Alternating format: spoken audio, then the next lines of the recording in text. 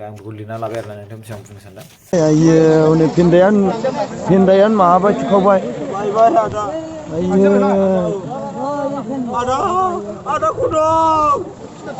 गैलानो अबस्था गैला एकदम Hello friends, today I'm going to tell you India best gaming platform but आं दायो मा बुंनो सानदों माने इन्डियानि भारत हादरनि बेस्ट गेमिं प्लेटफर्मा बबे बाट आं बेखौ गाहायाव थांनानै बुंनि सिगां आं गाहायाव थांग्रोनि So guys बे गेम प्लेटफर्मनि मुङानो जाबाय विनज'आवहाय माने 70टा एप्सनि बारा दं जाहैदों आरो बेवहाय नोंथाङा गेलेनानै पार डे नोंथाङा 1000निबो बारा रां खामायनो हागोन बे बाथ्राखौ बुंदों आरोना जेराव नोंथाङा बेखौ गेलेनानै आर्न खालामनो हागोन आरो लोगोसे रायजो राजाफोर विनज'आवहाय फ्रि फायार आरो लोगोसे COD mobile means call of duty आरोना बेयो गेलेनानै टुर्नामेन्ट दं जाहैदों बेखौबो गेलेनो हागोन आरो लोगोसे विनज' वर्ल्ड वार गेम माने टुर्नामेन्ट जायो आरो लोगोसे बेवहाय गेलेयोब्ला नोंथाङा देरहाब्लाबो जेनब्लाबो नोंथाङा माने लाख रुपिस खामायनो हायो होनना बुंदों आं मोनथिया बेखौ खिन्थु बेवहाय स्क्रिप्ट मथे जेखौ होदों आं बेखौ बुंदों नोंथांमोना ट्राइ खालामबानो जाबाय आरो लोगोसे बेवहाय विनज' स्ट'र दङ गावहा मोनसे विनज' प्लेटफर्महा मोनसे गावहा विनज' स्ट'र दङ आरो जेरावहाय फ्रि फायार आरो लोगोसे लर्ड्स मबाइल आरो लोगोसे माइनक्राफ्ट बायदिनि जिखिनि कारेन्सि बेफोरखौ नोंथांमोना इजिलि बिराद खम रेटआवनो बायनो हागोन आरोना रायजो राजाफोर आरो लोगोसे विनज' गेलेनाय जिखिनि रां रुफा बेखौ नोंथांमोना डाउनलड खालामनो हागोन वेलेटनिफ्रायनो विनज' वेलेटनिफ्रायनो बिराद गोरलैयै बेवहाय नोंथाङा पेटिएमजोंबो डाउनलड खालामनो हागोन आरो लोगोसे नोंथाङा मा UPI नङाबा UPIथ' गोबां दङ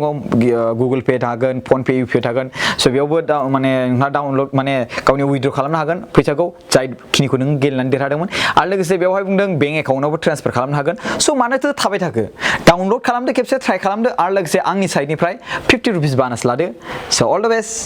दायो एम्बुलेन्स फैबाय हाय गाइस खुलुमबाय नोंथांमोनखौ बिएम सेराप चेनेल नायगिरि आब'मोन आदामोन गासैखौबो आरो लोगोसे आदैमोन गासैखौबो मादैमोनखौ गोसो गोरबोजों खुलुमनाय थाबाय आं सासे मानसिनि थाखाय भिडिअ बानायनाय जादों बियो बिथांमोना आंखौ कल खालामबाय थानायलाय आं बेखौ लिरना लाबाय आरोना नोंथांनि सिगाङाव बुंनो सानदों मुङानो जाबाय सोद्रोम एक्सटेन्ड जादों होनना बुंदों आं नोंथांमोननि साइडआव भिडिअ बानायना होगोन दे भिडिअखौ बेखौबो नोंथांमोना नायबानो जाबाय खिन्थु मिथिया बे भिडिअआ इउटुबनि पलिसि हिसाबै सोलिगोन ना सोलिया मानो होनबा एसे एक्सटेन्ड जानाय नालाय बिनि थाखायनो आरोना अब्लाबो बेवहाय मन्टेज जाबाबो जायाबाबो आं बेखौ भिडिअखौ बानायनो सानबाय स' 21 जानुवारि 2021आव जादों बे जाथाया ओमफ्राय बे रिपर्टखौ होदों दिलीप ब्रह्म दै बिथाङाबो सालगुरि होनना बुंदों आमटेकानि आं एड्रेसखौ खोन्थानि डिस्ट्रिक्टआ जाबाय चिरां आरो लोगोसे आमगुरि पुलिस स्टेसना ओमफ्राय पस्ट अफिसा आमटेका ओमफ्राय सेरफांगुरि होनदों गामिया जाथाय जाजाग्रानिया दै सेरफांगुरि आमटेकानि ओमफ्राय मानसिनि मुङा सोद्रोम बिफानि मुङा जाबाय सुबिनाथ होनना बुंदों सुबिनाथ बसुमतारी स्कुटिजों आरो विंगारजों जादों बे जाथाया माने स्कुटि आरो विंगारजों एक्सिडेन्ट जादों बे जाथाया ओमफ्राय बे जाथाया सापागुरिनिफ्राय न'आव थांदोंमोन जाहैदों आमगुरिया बेना न'आ नङा होमबा आमगुरि सेरफांगुरियाव नङा होमबा स' बे मानसिया बङाइगाव थायोमोन ओमफ्राय बिनि गेजेराव बङाइगाव थानाय समावहाय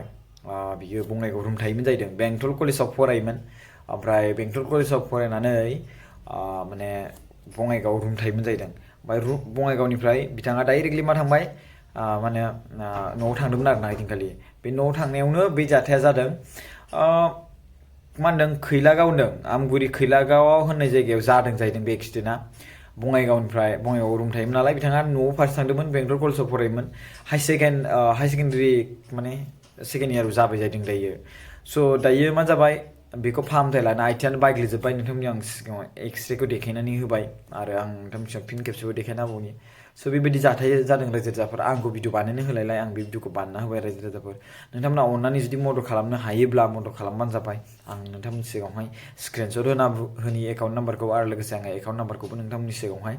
माबानानै होनि मा होनोमोनलाय लिरनानै टाइप खालामना होनि खायसे मानसिफ्रा एकाउन्ट नाम्बारखौ सिनाया नालाय ओमफ्राय आं फन नाम्बारखौ होना होनि नोंथांमोना एसे खबर लानो लुबैदोंब्ला